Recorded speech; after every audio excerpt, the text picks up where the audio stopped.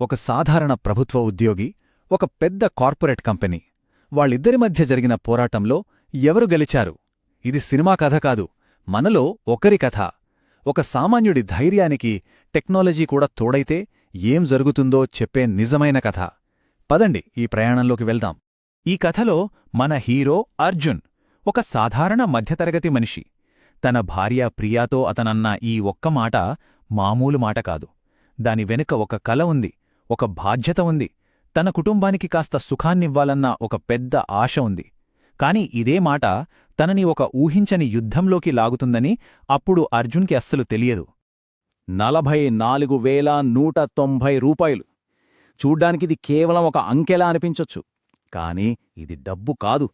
ఇది అర్జున్ కష్టం, అతని చెమట, ప్రతి రూపాయి జాగ్రత్తగా పక్కన పెట్టి దాచుకున్న సంపాదన. అవును, ఈ డబ్బు వెనుక సరిగ్గా 3 ఏళ్ల త్యాగముంది.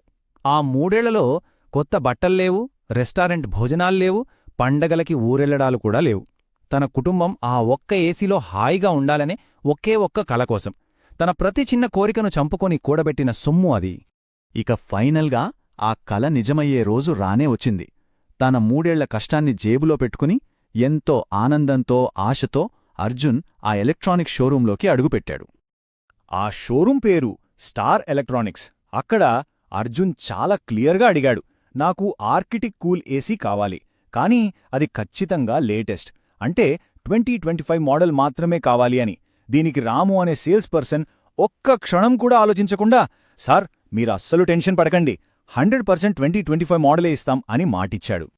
ఏసీ ఇంటికొచ్చింది. టెక్నీషియన్స్ వచ్చి చక్కగా ఇన్స్టాల్ చేశారు. ఆ చల్లని గాలికి ఆ కుటుంబం మొత్తం మురిసిపోయింది. అర్జున్ తన కష్టం ఫలించిందని తెగ సంతోషపడ్డాడు. కాని ఆ సంతోషం ఎంతోసేపు నిలవలేదు. ఆ రోజు రాత్రి ఇంట్లో అందరూ నిద్రపోయాక అర్జున్ ఒక్కడే నిశ్శబ్దంగా హాల్లో కూర్చుని ఆ కొత్త ఏసీని చూస్తున్నాడు. అప్పుడే అనుకోకుండా ఆ ఏసీ యూనిట్ పక్కనున్న ఒక చిన్న స్టిక్కర్ మీద అతని కన్నుపడింది. ఆ స్టిక్కర్ మీదున్న అక్షరాలు చదవగానే అతని గుండె ఆగినంత పనైంది. అతనికి మాటిచ్చిందేంటి? Arctic cool 2025 model. కాని అతనికిచ్చిందేంటి? నవంబర్ 2024లో తయారైన పాత యూనిట్.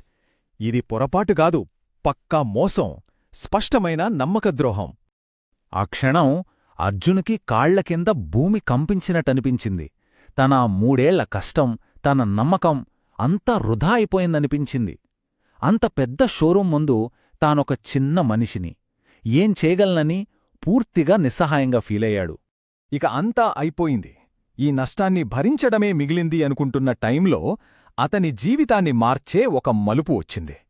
అతను సహాయం కోసం ఒక కొత్త దారిని ఎంచుకున్నాడు, ఒక డిజిటల్ మెంటార్ని. వెంటనే తన ఫోన్ తీశాడు. క్లాడ్ ఏఐ అనే ఒక ఆర్టిఫిషియల్ ఇంటెలిజెన్స్ యాప్ ఓపెన్ చేసి సింపుల్గా ఒకే ఒక్క లైన్ టైప్ చేశాడు. నన్ను మోసం చేశారు, ఏం చెయ్యాలో తెలియడం లేదు, దయచేసి సహాయం చెయ్యండి. అతని నిస్సహాయ స్థితిలోంచి వచ్చిన ఆ చిన్న ప్రశ్న ఒక పెద్ద మార్పుకు నాంది పలికింది. ఏఐ నుంచి వచ్చిన సమాధానం అర్జున్ అయోమయాన్నే ఒక్కసారిగా పటాపంచలు చేసేసింది. అదేదో పెద్ద పెద్ద చట్టపరమైన సలహాలివ్వలేదు, సింపుల్గా స్టెప్ బై స్టెప్ ప్లాన్ ఇచ్చింది. ముందు చట్టం గురించి చెప్పండి, వాళ్ల ఆధారాల్నే వాళ్లకి చూపించండి, ఈ దాఖిల్లో కేస్ ఫైల్ చేయండి, హెల్ప్లైన్కు కాల్ చేయండి, ఇలా ఒక స్పష్టమైన దారి చూపించింది. ఈ మొత్తం పోరాటంలో అర్జున్కి ఆయుధంగా నిలిచింది ఈ చట్టమే, కన్స్యూమర్ ప్రొటెక్షన్ యాక్ట్ 2019, అంటే వినియోగదారుల హక్కుల పరిరక్షణా చట్టం. మనలాంటి కస్టమర్లను అన్యాయమైన వాణిజ్య పద్ధతుల నుంచి, లోపాలున్న సేవల నుంచి కాపాడటానికి మన ప్రభుత్వమిచ్చిన ఒక పవర్ఫుల్ చట్టం. ఇక చూడండి, ఇప్పుడు అర్జున్ బాధితుడు కాదు, తన దగ్గర చట్టముంది, సరైన సమాచారం ఉంది. అతనిప్పుడు ఒక బలమైన ప్రత్యర్థిగా మారాడు. Next day morning showroom manager నుండి ఫోన్ వచ్చినప్పుడు అర్జున్ దానికి పూర్తిగా రెడీగా ఉన్నాడు. మేనేజర్ శర్మ ఏదో ఒకటి చెప్పి కవర్ చేద్దామని చూశాడు. సార్, మోడల్ ఇయర్ తేడా అంటే పెద్ద విషయం కాదండి, అదో మ్యానుఫ్యాక్చరింగ్ బ్యాచ్ అంతే అన్నాడు. దానికి అర్జున్ చాలా ప్రశాంతంగా, అలా అయితే మరి మీ షోరూంలోని డిస్ప్లే బోర్డు మీద ప్రత్యేకంగా 2025 మోడల్ అని ఎందుకు రాశారు అని అడిగాడు. మేనేజర్ చెప్పిన ప్రతీ సాకును అర్జున్ తన దగ్గరున్న ఆధారాలతో తిప్పికొట్టాడు. ఇక మేనేజర్కి మాటలు రాలేదు. అప్పుడు అర్జున్ చాలా నిక్కచ్చిగా, నిలకడగా చెప్పిన మాట ఇది, సార్, మీకు 30 నిమిషాలు టైమిస్తున్నాను, ఆలోచించుకోండి. ఆ తర్వాత నేను ఈ దాఖిల్లో కేసు ఫైల్ చేస్తాను. అతని గొంతులో ఉన్న ఆ ధీమా, ఆ స్పష్టత మేనేజర్ను కట్టడి చేసింది. చివరికి ఆ పెద్ద కంపెనీ దిగిరాక తప్పలేదు. తమ తప్పును ఒప్పుకుంటూ మేము యూనిట్ను ఖచ్చితంగా రీప్లేస్ చేస్తాము అని రాతపూర్వకంగా ఒక ఈమెయిల్ పంపింది. ఇది అర్జున్ సాధించిన మొదటి, అతి ముఖ్యమైన విజయం. కాని కథ ఇక్కడితో అయిపోలేదు. కంపెనీ తన పాత బుద్ధిని వదులుకోలేదు.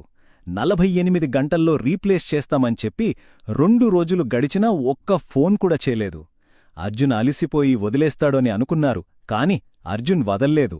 మరింత పట్టుదలగా ఒక ఫైనల్ నోటీస్ ఈమెయిల్ పంపాడు. ఆ దెబ్బకి మరుసటి రోజే టెక్నీషియన్లు కొత్త ఏసీ యూనిట్తో అతని ఇంటి ముందు వాలిపోయారు. అర్జున్ వ్యక్తిగత విజయం అక్కడితో ఆగిపోలేదు. అతని చర్య యొక్క ప్రభావం ఒక చిన్న అలలా మొదలై పెద్ద కెరటంగా మారింది. అతను తన కథను తనలోనే దాచుకోలేదు, నలుగురితో పంచుకోవాలని నిర్ణయించుకున్నాడు. అతను తన అనుభవాన్ని అంతా ఒక యూట్యూబ్ వీడియోగా చేసి అప్లోడ్ చేశాడు. ఇంకేముంది, ఆశ్చర్యంగా ఆ వీడియో కేవలం 2 వారాల్లోనే 10 లక్షలకు పైగా వ్యూస్ సంపాదించింది. అతని కథ అతనిలాంటి వేలాది మందికి స్ఫూర్తినిచ్చింది. అర్జున్ ఉపయోగించిన టూల్స్ అన్నీ ఇవే. ఇవన్నీ ఉచితం, మనందరికీ అందుబాటులో ఉండేవే. వినియోగదారుల పరిరక్షణ చట్టం, ఈ దాఖల్ పోర్టల్, నేషనల్ కన్జ్యూమర్ హెల్ప్లైన్, ఇంకా క్లాడ్, జెమినీ లాంటి ఏఐ అసిస్టెంట్లు. ఎవరైనా సరే తమ హక్కుల కోసం పోరాడటానికి ఇవి చాలు. అయితే ఈ టూల్స్ అన్నింటికన్నా ముఖ్యమైనదింకొకటుంది. దానికి వెలకట్టలేం. అదే ధైర్యం. అన్యాయాన్ని చూసి మౌనంగా ఉండకుండా, వెనకడుగు వెయ్యకుండా పోరాడటానికి కావలసిన ధైర్యం. కాబట్టి అసలు ప్రశ్న మనం పోరాడగలమా లేదా అని కాదు. అసలు ప్రశ్న మనం పోరాడతామా లేదా అన్నదే. ఎందుకంటే అర్జున్ లాంటి ఒక సాధారణ వ్యక్తి సాధించినప్పుడు ఎవరైనా సాధించగలరు. అన్యాయం జరిగినప్పుడు వదిలేయకండి, ఎదురు తిరగండి, పోరాడండి, గెలవండి.